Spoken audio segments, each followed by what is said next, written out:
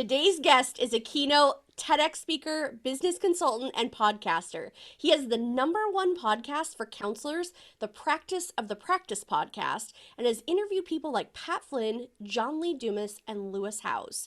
He's also written 5 books and is a writer for Psych Central, has been featured on the Huffington Post, Forbes, Good Magazine, Reader's Digest, Entrepreneur on Fire, and Yahoo News. Please welcome Joe. How are you? Jill, I am doing great. I'm so excited to be here today. I've got some questions that I'm so excited to ask you, so let's dive right into it. So, Perfect. I think one of the things that I love asking coaches and anyone associated with entrepreneurs is how did you get started helping others in building their practice? Yeah, it really started with my own observation of just how my private practice was going. So I had a full-time job at a community college and I had this side gig counseling practice to just pay off student loan debt. And then I added a clinician to it and added another. And one day I realized, oh my gosh, I have been making more money on the side gig than I was in my full-time job. But it didn't just happen. I was reading books and listening to podcasts. And so in 2012, I started taking that learning and just applying it to a podcast and a blog and saying, here's what I'm learning because we didn't learn it in grad school. We learned how to run nonprofits. We learned how to do foster care or community mental health, but nobody really taught us the business side of running a private practice. So there's all these highly skilled PhDs out there that know how to do good clinical work, but their websites look like junk. And so as I just learned, I just kept interviewing people and interviewing people. And then through that process of building an audience, folks then would say to me, hey, can I hire you to be my coach? And so I learned how to put together coaching packages, coaching packages. And then over time started doing mastermind groups and a membership community and hired on other consultants. So now basically from the moment someone says, I want to start a private practice all the way through, I want to exit it and start a podcast and do e-courses, we have something for every phase of practice. I love that. I love the fact that you can help people from whatever place that they're in and wherever they want to go. I think that's great that you have all that knowledge across all those different platforms. Yeah, and I think that, you hear a lot in the online business world, have your one core product. And that's true for some people, like the Amy Porterfields of the world that have that core product that they sell and they make millions of dollars. That's great. That works for them. But I think that when you're looking at a business professional and helping small businesses in particular, like I know your audience is as well, it's nice to have an upsell and a downsell, because if I talk to somebody and do a pre-consulting call and they think they need one-on-one consulting with me and I tell them what that costs per month and they're like, whoa, that is not what I was expecting. Well, for one, the pre-call with my director of details probably didn't go like it was supposed to, because I usually have someone weed out those folks. But say we get to that point, I then have a downsell where I can say, okay, you want to bootstrap it a little more. We have this membership community. Maybe you go in there for 6 months. And then if you need some extra help, then we can move back into one-on-one consulting. Or if someone says, no, I really want to move faster than just the one-on-one consulting, can I hire your whole team to help launch the podcast and to do the back end and to have sound engineering? We can then do that too, where I can say, oh, you want to move faster? Here's this upsell. And it's not an upsell to just make more money. It's that they want to move faster and they're ready to invest in it. So it makes sense to them. Or on the other side, it's that, they want to bootstrap it. They have extra time, or they maybe don't have that money. And so just being able to say, you want to move faster? Here's what that option is. You want to move at your own pace and a little cheaper? Here's what that option is. Then allows me to get a yes on almost any purchase at any phase too. Oh, that's awesome. And for me, I'm a systems and process girl, and I know that you focus a lot on mindset. So, what part of mindset do you think plays in building a business? Yeah. So, I spent a lot of time really researching what are the top 3 things that top performers have internally and naturally. There's actually 3 internal inclinations that the research points to. It's really interesting because they weren't what I expected, but it's what was revealed. And so those 3 internal inclinations, before I share what they are, it's not that if you don't have these, that all of a sudden you can't be a leader. It's just we want to have a baseline of, okay, so in this area, I have some struggle. What are some techniques I can do to help build that muscle? To just be honest about our baseline. So the 3 internal inclinations that top performers have are first, curiosity; second, an outsider's perspective; and third, the ability to move on it. And so let's just like look at each of those. So curiosity, we hear curiosity killed the cat. I even looked into like what's the history of that, and there was this cat that got stuck in a chimney in the early 1900s, and it made the front page of the Washington Post. It was this like really slow business week, and so like the nation was watching whether this cat was going to get out of the chimney. So unfortunately, curiosity killed the cat. But think about that message we've been told: if you're curious, you're going to die. Like, that's a terrible message to teach kids or to teach adults, that curiosity is going to kill us. That it's actually curiosity that when we have a Facebook ads campaign that just plummets and does terrible, that instead of saying, oh, I'm a failure and doing all this internal beating yourself up, to say, whoa, let's be curious about this. What can we learn from this? What did we learn that our audience isn't? Okay, our audience won't click on this, even though it had 10,000 impressions. We paid all this money and it just didn't work. So we got some data there. So curious people at their core are the ones that are often more successful. Second is that internal inclination of an outsider perspective. Statistically, we know that outsiders actually have more influence on a group than insiders. We know this. If you come to a new company and you see all their systems and you're like, that's weird. Why do they do that? That doesn't line up. That's like a terrible way to do this. And they're still using a Word document here, like when they could have a Google form. That outsiders often have this ability to just see things differently.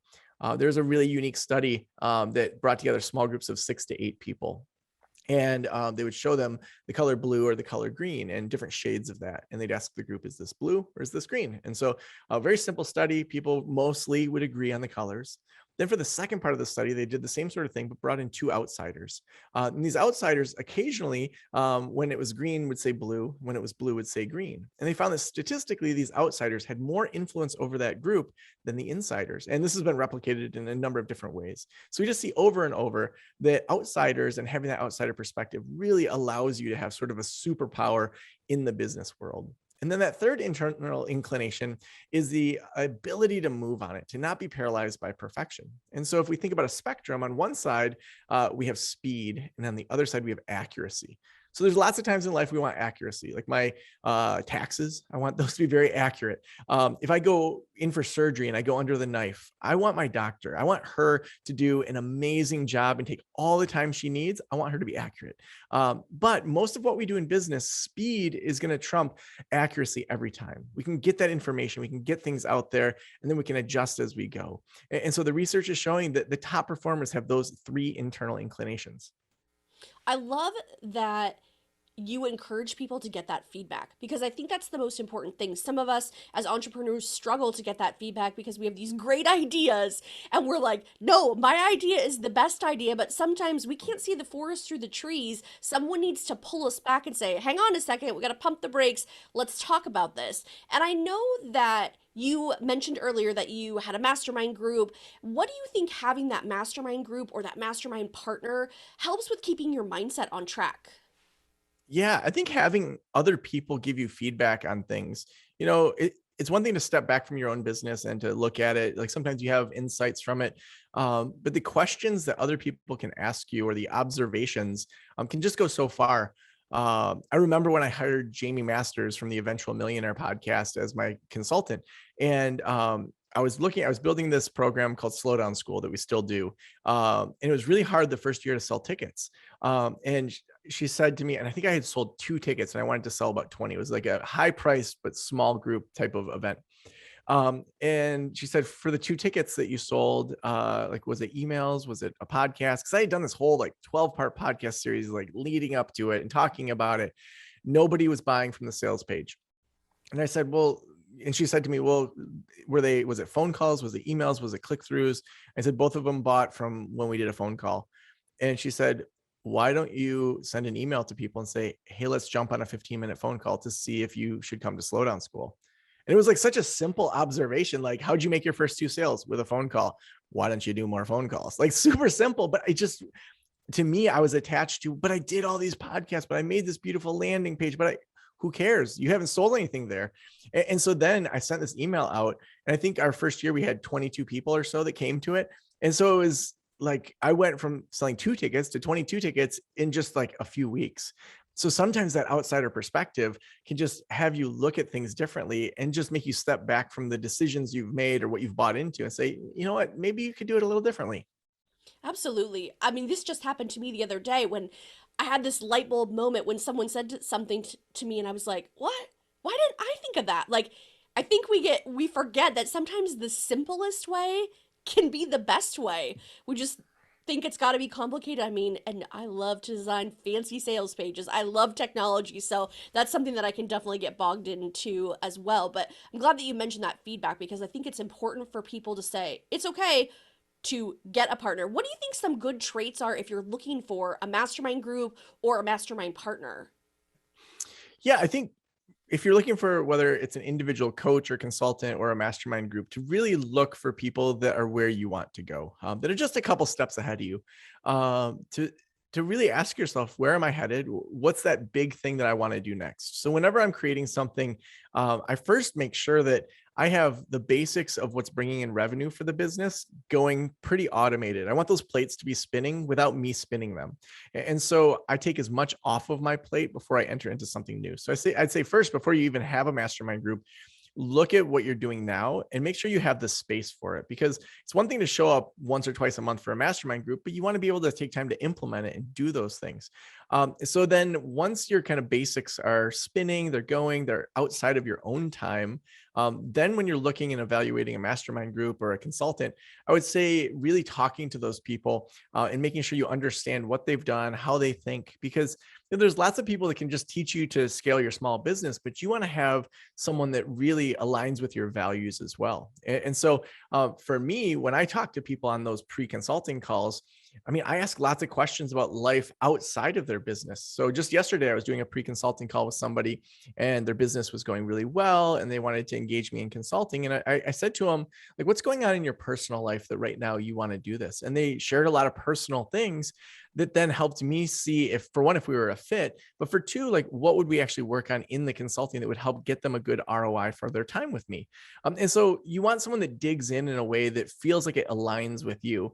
And then I would say third, making sure that you're in some sort of community. To me, meeting other people that are headed on the way up with you is one of the best ways to level up, because yes, you can have this coach that's a superstar and all of that, but more times than not, it's the people that are in that mastermind group that a year or two from now have done really big things. And because you all met when you were kind of newer, you then bring each other along for the ride. And so a lot of the people that I met several years ago, they're doing amazing things now. And at the time they were doing amazing things, but now they're doing even bigger things.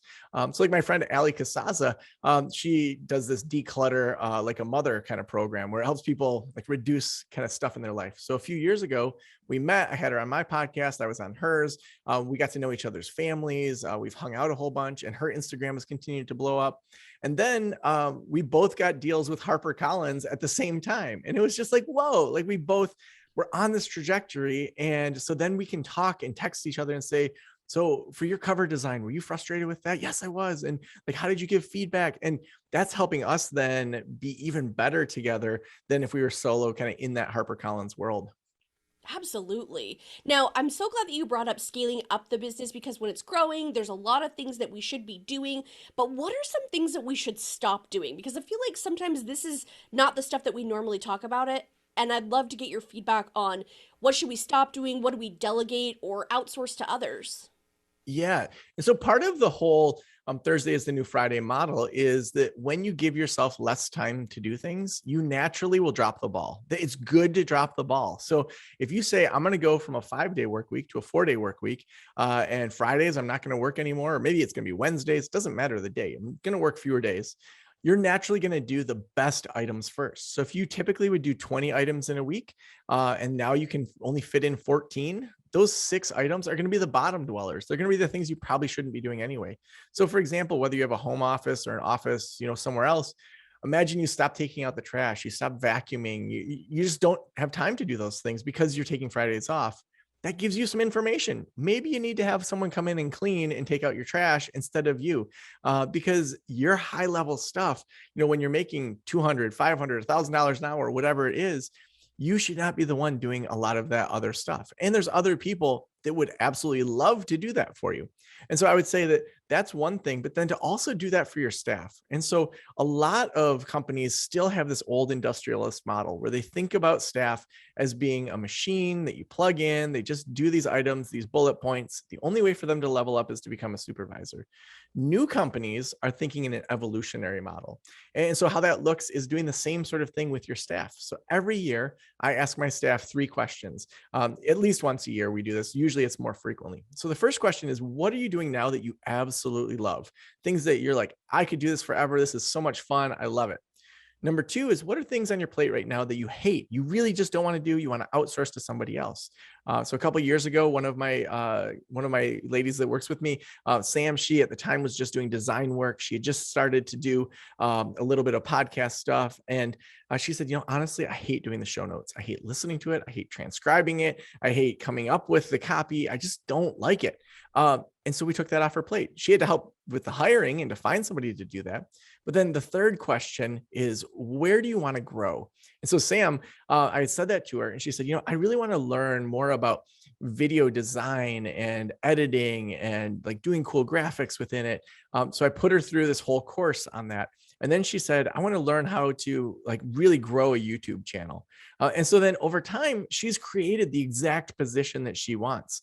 But she also knows that if she possibly changes in the future, she can change her position as well. So if she gets sick of doing the YouTube stuff, we can hire someone else to do that. Or we can maybe decide to cut it. Maybe we don't do as much of the YouTube optimization, but she knows she can make her perfect position. And so that retains staff that are quality over time, and they grow into better positions for themselves, and they're more likely to stay as well.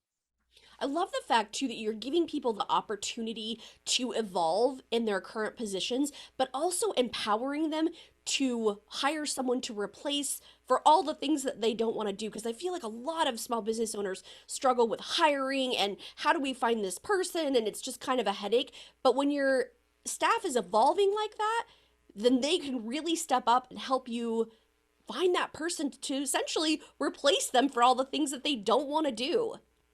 Yeah, I mean, so like take that example when Sam was moving on to do some bigger picture things, and she wanted to bring in a social media manager. I said, okay, that's fine. Here's the budget for that person. Here's the range of scale.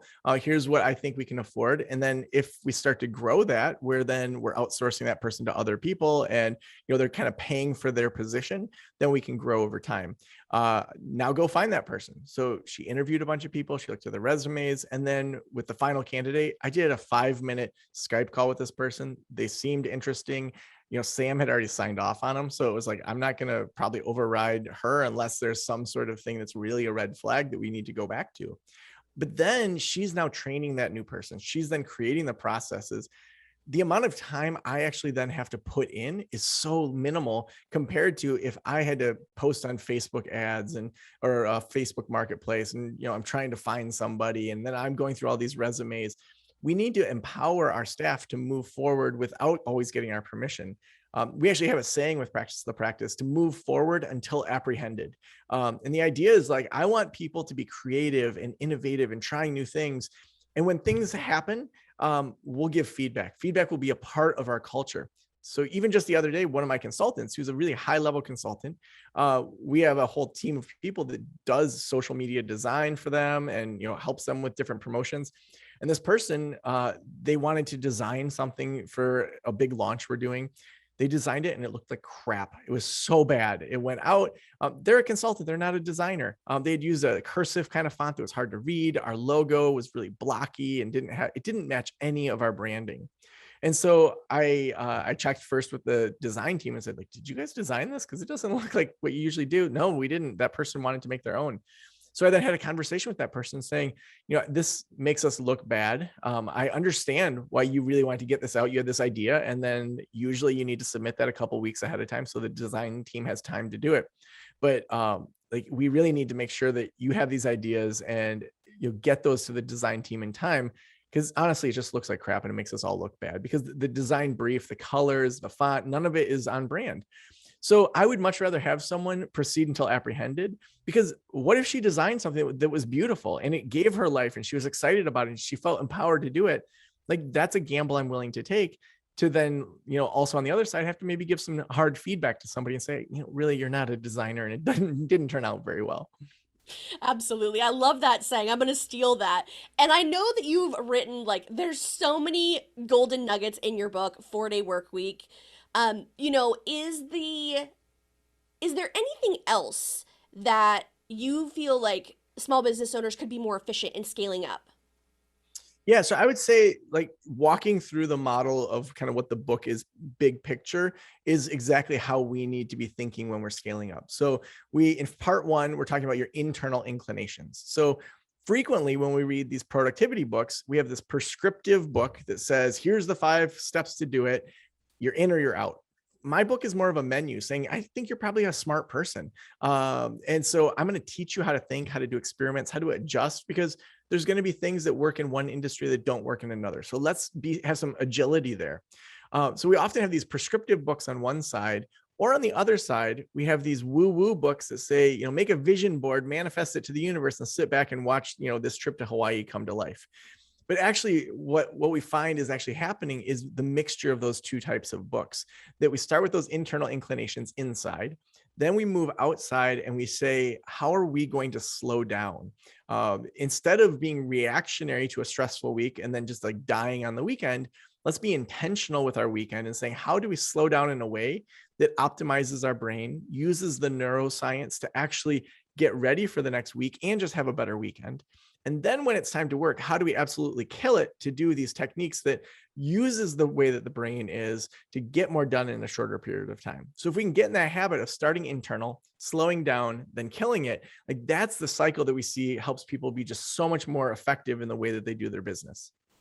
There's so much good things that we have talked about today, and I could literally stay on here with you and chat for hours, but I know that you are super busy. So tell our listeners where they can find out more information about you, your book, Thursday is the New Friday.